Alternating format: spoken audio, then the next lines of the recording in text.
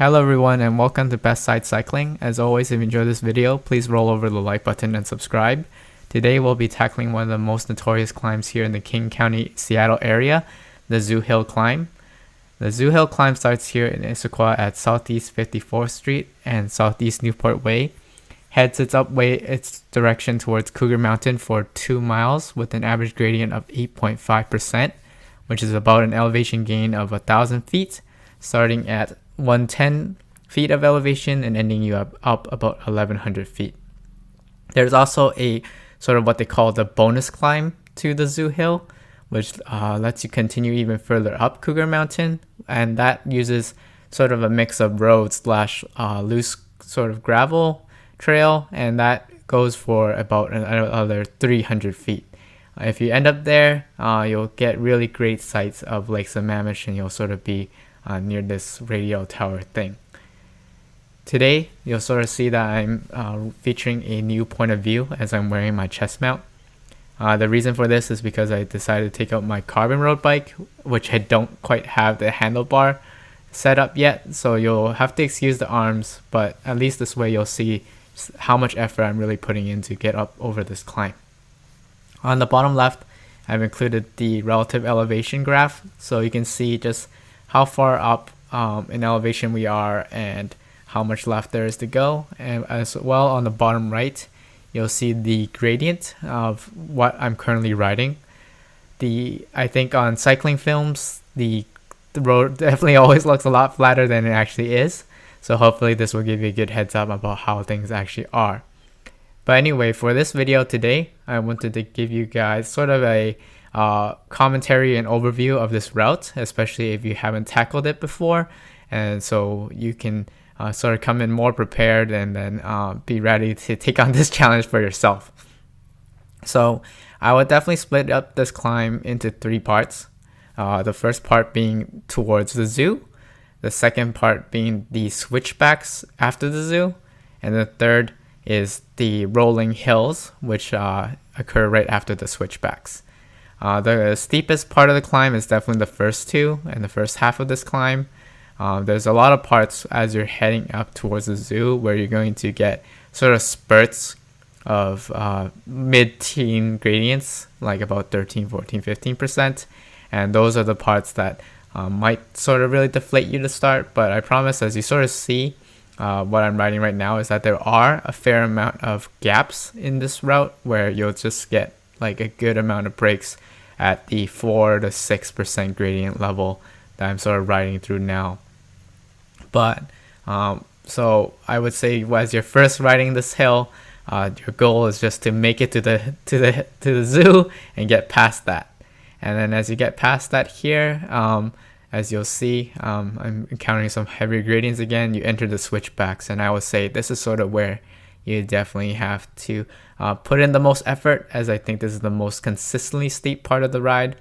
And my only advice here is just that when you're doing the turns on a switchback, to sort of take the part of the lane that is the furthest away from the turning point or the apex.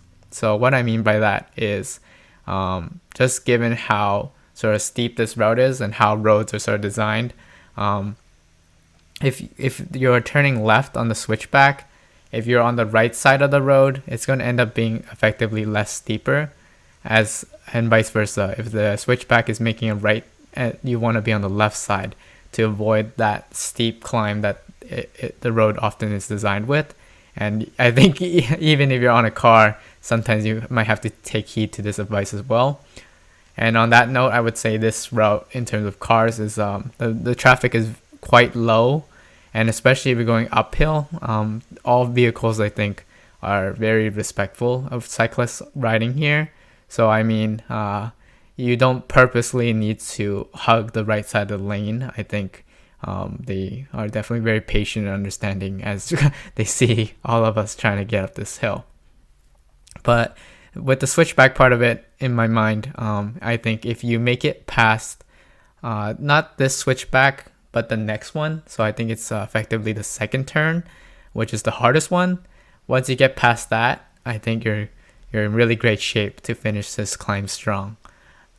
So you'll continue along here, And after you finish the switchback portion, you'll see what I'll call like the flat portion of this climb, which I'll mark in the timestamp as I'm not quite there yet in the video.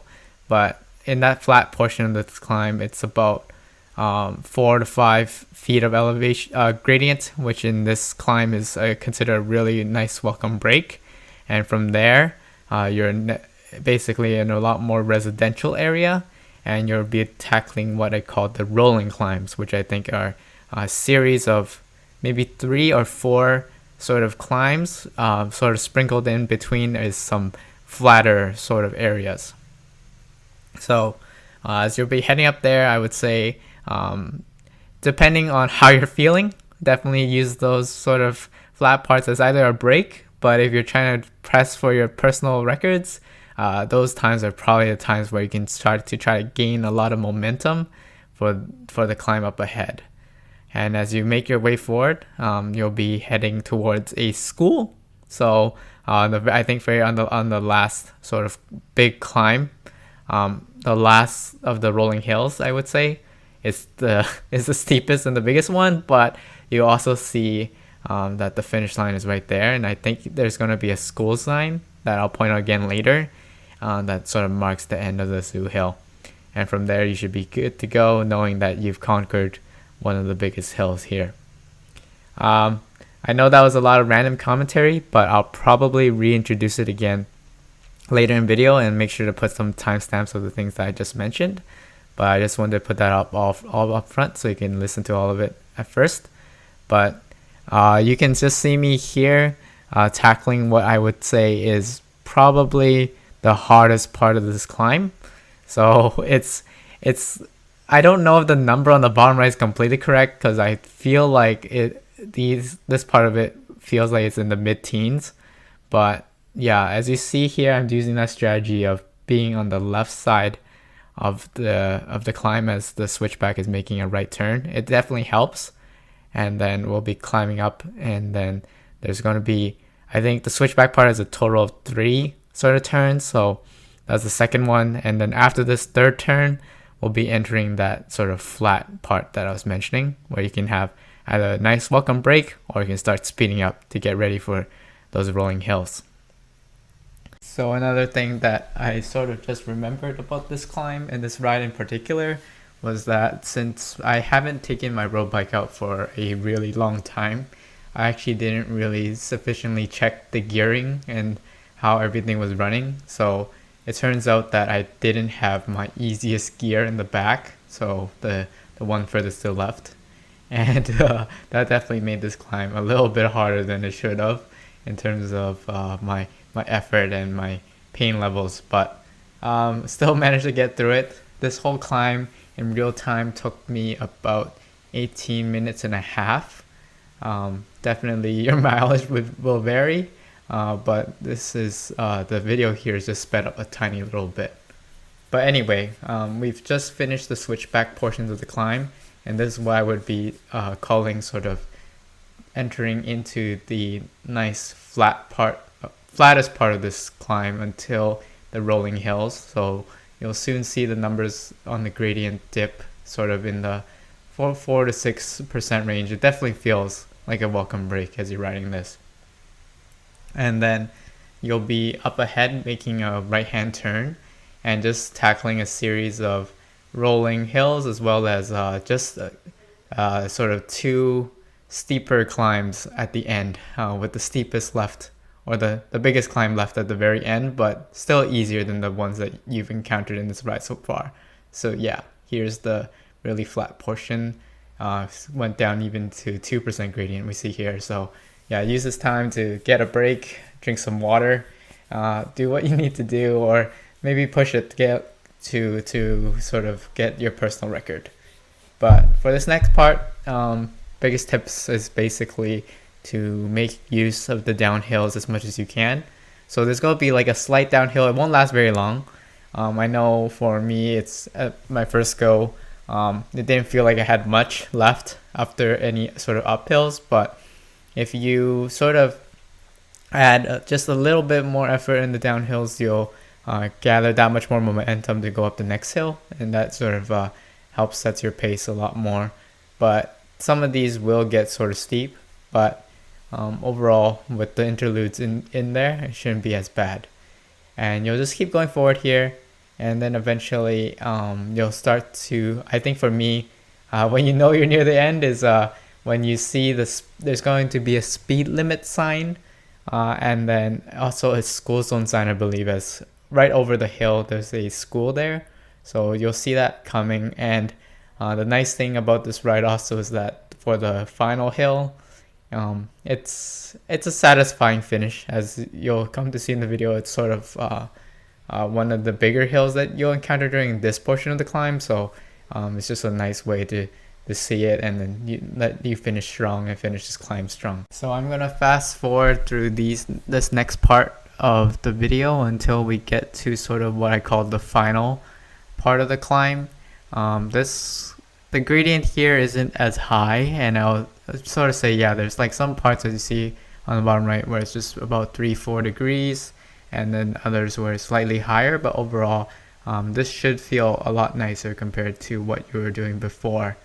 So as we keep going along here, the other thing to call out when you do end up continuing to ride this is that you'll end up at sort of the at an intersection where you can either continue straight, and that'll let you sort of start your descent down to Lakemont Boulevard, and then you can from there choose to go back to Newport Way, or you can head towards the Newcastle area.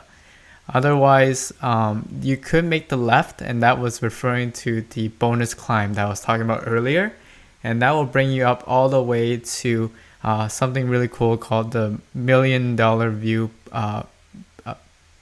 Pergola, I think. So from there, it's about 300 extra feet. The gradient definitely isn't as steep, but it's a really great view when you get up there, because you'll be able to see Lake Sammamish in almost in its entirety. So I'll probably make a future video just dedicated to that, going up to that part of the climb and showing you guys the view. But anyway, I think we're about approaching the final climb, so I'll slow it back down here. And before this final climb, there's going to be probably the only sort of descent during this entire climb, which is interesting. So you see the gradient actually going to the negatives not finally, and this is the chance for you to really try to pick up some speed.